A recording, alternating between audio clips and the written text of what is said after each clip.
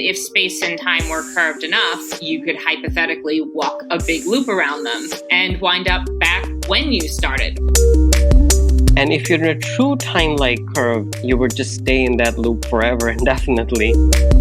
It was pointed out to me that this can be used to create a time machine. The results I was getting is that this hypothetical rocket ship would go around and ultimately wind up at a location that was earlier than he set out from that location.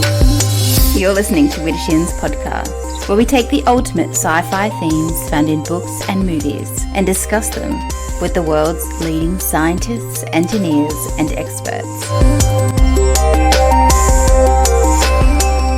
This week's podcast is brought to you by our sponsors and preferred retailers, Wordery and Book Depository. And the book whose theme we're reflecting on this week is The Hitchhiker's Guide to the Galaxy by Douglas Adams. Now, The Hitchhiker's Guide was nominated as one of America's best love novels by PBS's The Great American Read. And the story goes along the lines of seconds before the Earth being demolished for a galactic freeway, Arthur Dent is saved by Ford Prefect, a researcher for the revised guide. Now together they stick their thumbs out to the stars and begin a wild journey through time and space. So this season is all about space and time, and this book is an incredible read. You can find the link to The Hitchhiker's Guide to the Galaxy in the show notes.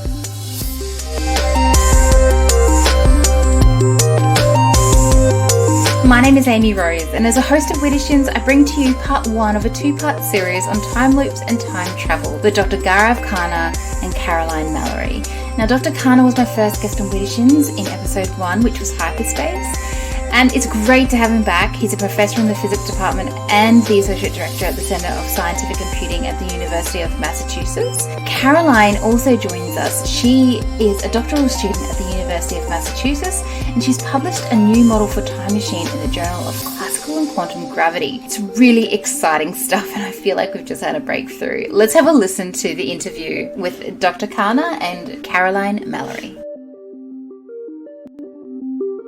Thank you so much to you both for coming onto the show today to talk about time loops and time travel concept, idea, machine. I'm just going to throw that out there because that's what everyone else is calling it. So thank you both for coming onto the show today. You're welcome. Happy to do so. I'm going to start with you, Caroline. Okay. So time loops, what exactly are they in like the simplest terms that you can think of? Okay. I actually wrote up some preparation here and it wound up carrying on, but I'll just stick with paragraph 1 and then follow up if you have questions on it. So, please feel free to talk for as long as you want because, I want everything. All right. I might just go through my spiel then if that's all right. Yeah, please. Okay. Please do so. So the technical term for time loops is closed time-like curves, but we can just call them time loops because that's a simpler sounding word. So time loops are hypothetical paths through very curved space-times. And if you want to imagine that, imagine a very curved surface like the surface of the Earth as, an analogy. Now, if I were to start where I am and walk due south all the way to the South Pole and just keep walking in the same direction, all the way back up to the North Pole and keep walking in the same direction, I'd eventually wind up back where I started, right? Yeah. Yeah. So we can make an analogy with this. In general relativity, space itself is curved and time itself is curved. And if space and time were curved enough, you could hypothetically walk a big loop around them and wind up back when you started or earlier. And that path you walked, that's a closed time-like curve or time loop. That's the best analogy I've ever heard. That's brilliant. Okay, well, that's good. So if you wonder what it means for time to be curved, I can go on a little paragraph about that. Yes, please. Okay, so I can answer that indirectly by telling you about an important everyday effect of time being curved, and that's basically stuff falls down. So if I drop a cup, it falls down because in a loose way, you can say that time is generally curved slightly towards massive objects. I think that's kind of the best way to explain it. I could go into nonsense about geodesics, but that's just unnecessary complications. Kind of think of it as time, as the time of that object being curved toward the massive object that is the Earth. So you can have other everyday effects that can also be described as curves in space and time. So if instead of dropping my cup and letting it fall to the ground, I put my cup on a table, it doesn't fall through the table because the table and the cup are exerting pressure on each other. And pressure is also the result of curves in space and time, just like mass. So in this case, the pressure exerted by the table is enough to keep the cup from falling through it. And to sum that up, curves in space and time cause objects to fall down or can prevent them from falling down because mass and pressure, momentum too, are ultimately caused by and cause curves in space and time. And so that's kind of what it means for time to be curved. It means that objects take some kind of a path through the space. So when you talk about objects falling, I think of gravity. Yes. So how does gravity come into all that? Well, gravity, the things falling down, that happens because space is curved. That's what gravitation is. It's curves in space and time. Light bulb. Okay.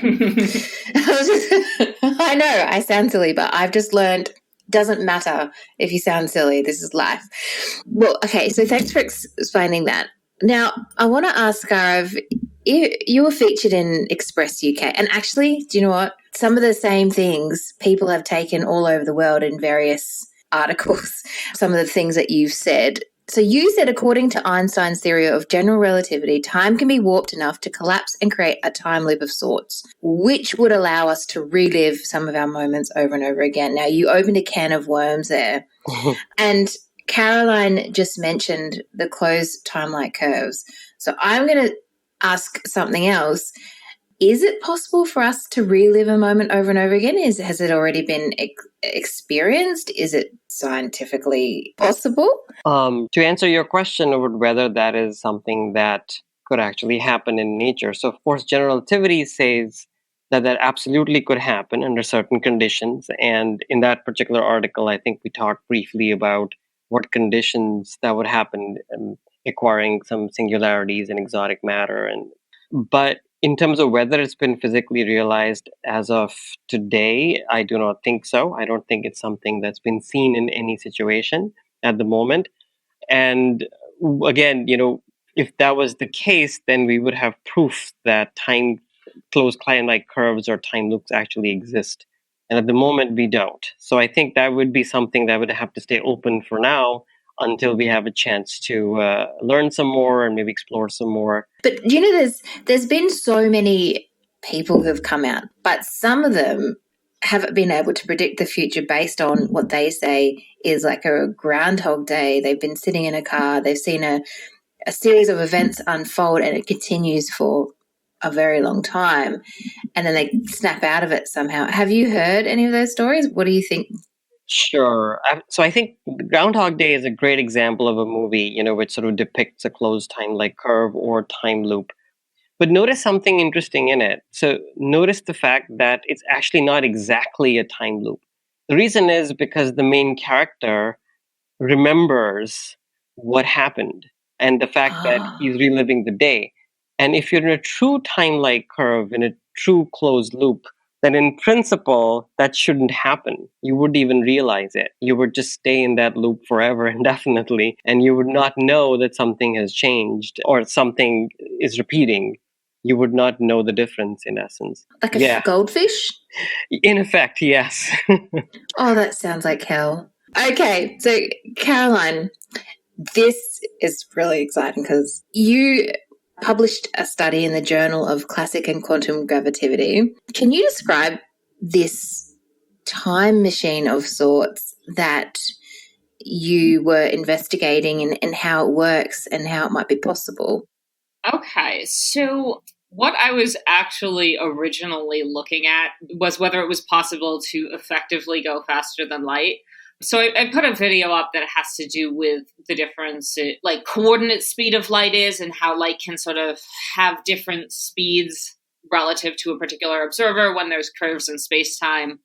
And if you have something like that, you could effectively have faster than light travel, which is, a sci-fi staple.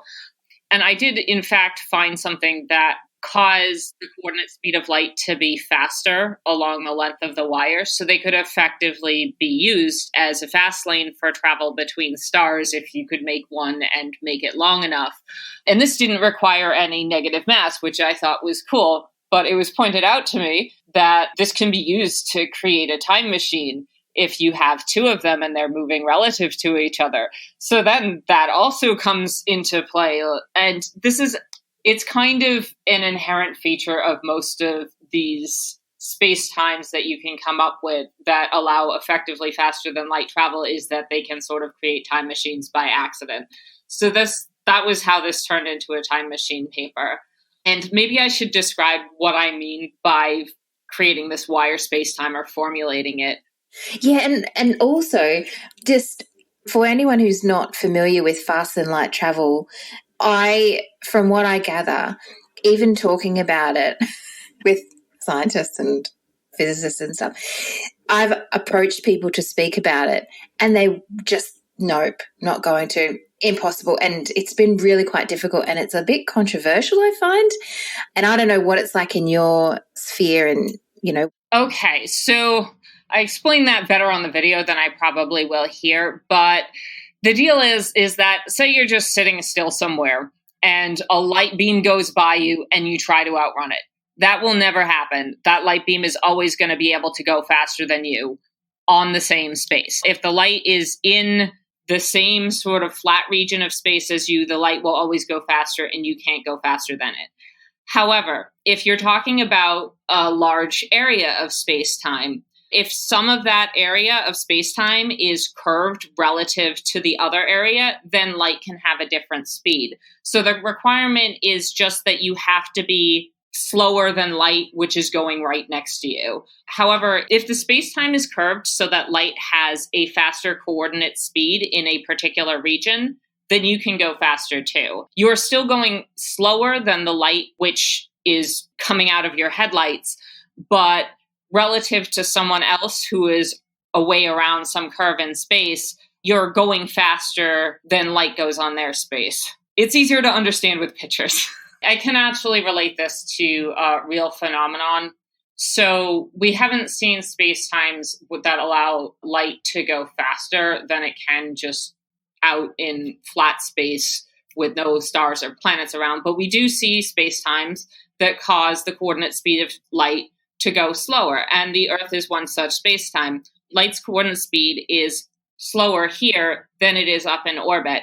And GPS satellites actually have to account for this, or they would get out of sync. In extremely high gravitational fields that are normal gravitational fields, like around a black hole, if I go and I sit there and manage to not fall into the black hole for what feels like 2 minutes to me, you could have had 20 years go by on the outside. And correspondingly, the light that was next to me would have only been able to travel 2 minutes worth of distance on my space. But 20 years would have gone by on the outside. So they would have said, oh, that light is very slow. It has a different coordinate speed because of the curves in space. So when they say that going faster than light is impossible, yes, that's true, but it doesn't really account for the fact that light has different speeds when... I don't know if you talked about the actual time machine.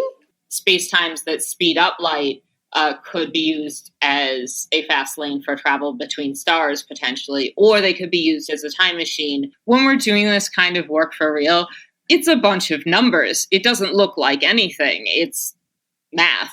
So I wanted to see what this would look like. The results I was getting is that, okay, this hypothetical rocket ship would go around and then it would have a particular locations at particular times and ultimately wind up at a location that was earlier than he set out from that location. But what would that actually look like? Well, I tracked where the space-time position of the rocket would be as the rocket went around the time loop. And that was what I wound up with in the animation. And so I thought this was kind of cool. I'll make it into a big, long video about it. You mentioned actual cars, like long cars.